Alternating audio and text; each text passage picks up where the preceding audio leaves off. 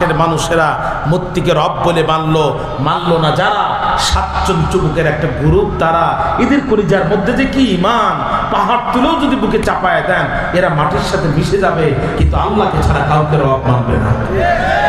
বেনজির বলছে কোনো কথা না, আগে গ্রেফতার করে কারাগারে ভরো। তখন বলছে ওদের নামে তো কোনো মামলা নাই। মামলা যে কটা লাগে আমরা লাগাই দেবো নেই। তাহলে বোঝা গেল পৃথিবীর সব সরকার আগে মামলা করে পরে গ্রেপ্তার করে, স্বৈরাচার যারা আগে গ্রেপ্তার করে পরে মামলা লাগায় তারা। হাজী সাহেব মক্কায়, মামলা হয় বাংলায়। হাজী সাহেব কোথায়? একটু কথা বলেন, হাজী সাহেব কোথায়? মামলা হয় কোথায়?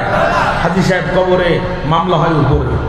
10 বছর আগে হাজী সাহেব কবরে, 10 বছর পরে হাজী সাহেবের নামে মামলা হয়েছে উপরে।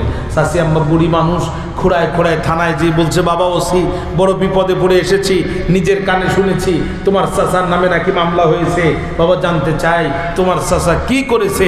ওসি সাহেব কয়, চাচি আম্মা চাচায় বড় দুষ্টু মানুষ, আমার থানার সামনে ককটেল হামলা করেছে। বলছে, বাবা এই ঘটনা কবে ঘটেছে?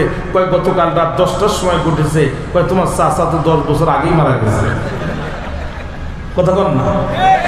ওই বুড়ার সাথে আমি বুড়ির মহব্বতটা এত গভীর ছিল, আমি মেয়েদের বাড়িতে যেতাম যখন বুড়ায় টেলিফোন করতো তখন, ওরে বুড়ি যত রাত বাড়িতে আসো তাড়াতাড়ি, তোমারে ছাড়া আমি কেমনে থাকতে পারি। যে মহব্বতের বুড়া আমার, আমাকে ছাড়া একটা রাতও ঘুমাতো না। 10 বছর আগে গেল কবরে, মাত্র 2 বার উঠলো উপরে। একবার গত নির্বাচনে ভোট দেওয়ার সময়, আর একবার তোমার থানার সামনে ভোটে মরার সময়।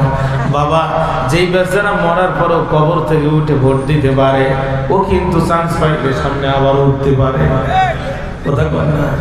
অর্থাৎ তুমি আমার মোবাইল নাম্বারটা নাও, আমার চেয়ারম্যানের নাম্বারটা নাও। বুড়া যদি এবার কোনোদিন কবর থেকে ওঠে, তুমি শুধু একটু ধরে আমার কাছে জমা দিবা।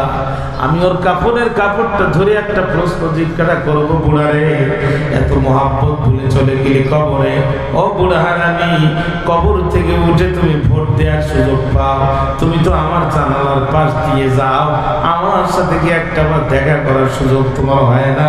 বাইরে জানতে চাই এই জাতের মামলা সমাজে ছিল নাকি ছিল না? ঠিক না? ঠিক না? আমি মাঝে মাঝে বক্তৃতা বলি, সিঙ্গাপুরে জুতা পালিশের জন্য মুচি নাই, ডিজিটাল মেশিন আছে, জুতা ঢুকায় দিবেন, পালিশ হয়ে বাইর হবে, ভিতরে ডলার দিয়ে দিবেন। বাঙালি যে যখন জুতা ঢুকাইছে আর পালিশ হয়ে বাইর হয়ে গেছে, বাঙালি দেখে এখানে টাকা নেওয়ার লোক নাই, বাঙালি ফতুয়া আবিষ্কার করেছে, দেরি করে নাই। কি ফতুয়া? যেখানে মানুষ নাই ওখানে টাকা দেওয়া যায়। এখন বাঙালি শুধু